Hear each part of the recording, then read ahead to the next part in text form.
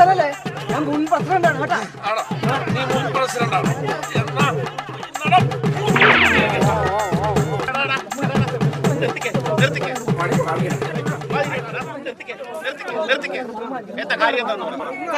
എന്നാ പറഞ്ഞാലും കൊള്ളാം. ദിനേശനെ ഈ ജെട്ടിയിൽ ഞങ്ങൾ ഇറക്കത്തില്ല. ദിനേശന് ഈ ചെട്ടി ഒരു നിങ്ങളുടെ കാര്യം പറഞ്ഞത്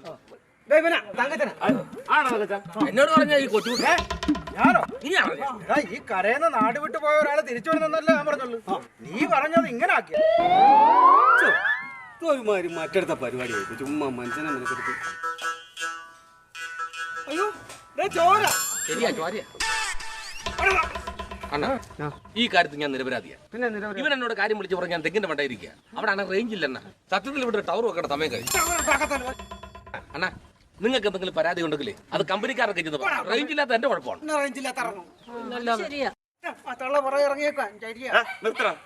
എടാ കാള പോലെ വലുതായില്ലടാ നീയൊക്കെ. എന്നിട്ട് എവിടെങ്കിലും ഒരു അറ്റവും പോലെ കേട്ടാ ഉണ്ടേ തമ്മിത്തല്ല ഇറങ്ങിക്കോണം. ഇനി എന്തോ നോക്കിക്കോ എല്ലാരും കൂടെ വായും പൊളിച്ച് പോയിക്കേ. എടാ നീ ആ പെട്ടി എടുത്ത് പ്രായമായില്ലേ വീട്ടിലെങ്ങനെ പോയി കിടക്കും.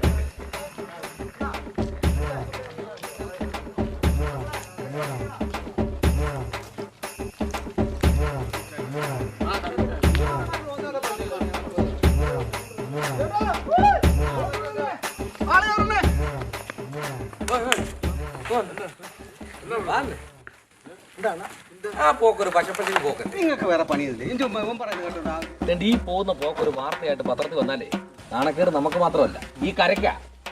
പറഞ്ഞത് ശരിയാ കേട്ടോ.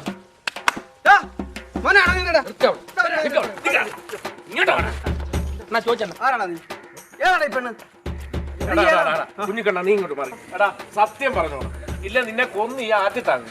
നീ പറഞ്ഞോളൂ. നീ എവിടെയുള്ളടാ? ഞാൻ ആലപ്പുഴ ഉള്ളേ. അപ്പൊ ഇപ്പോൾ എവിടുത്തെയാ? ഇവിടെ ഉള്ളേ.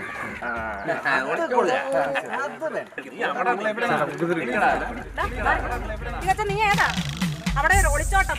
എടാ കൊച്ച അവിടെ മുഖത്തെ തുണിയൊന്നും മാറ്റിക്ക. ഇവിടെ ഏതാന്ന് അറിയണമല്ലോ. നിങ്ങൾ തന്നെ എടുക്കാൻ പോകും. ഇവിടെ മതവികാരം പ്രണപ്പെടും കേട്ടോ. നമ്മുടെ കയ്യിലെങ്ങും നിൽക്കില്ല. കത്ത് ഇവിടെ കിടന്ന് ഈ നാട് കത്ത്. എന്നാൽ ഇത് ആരാന്ന് അറിയണം. നിങ്ങൾക്ക് ഇപ്പൊ ഇത് ആരാണെന്ന് അറിയണം. അത്രയല്ലേ ഉള്ളൂ. ഇത് നമ്മുടെ വാലുപറമ്പിലെ മജീദിക്കാടെ മോളാ. നമ്മുടെ ഈ നാട്ടിൽ ഇതേ കുപ്പായിട്ട് ഇറങ്ങുന്ന ഒറ്റ പെങ്കച്ചേ ഉള്ളൂ. അത് മജീദിക്കാടെ മോള് ഈ ഖദീജ. ആരാണേലും എന്റെ പഞ്ചായത്തിൽ ഇമ്മാതിരി തെമ്മാടിത്തരം ഞാൻ വെച്ച് ഉറപ്പിക്കത്തില്ല. എടാ സുല്ല പോലീസിനെ വിളിക്കടാ.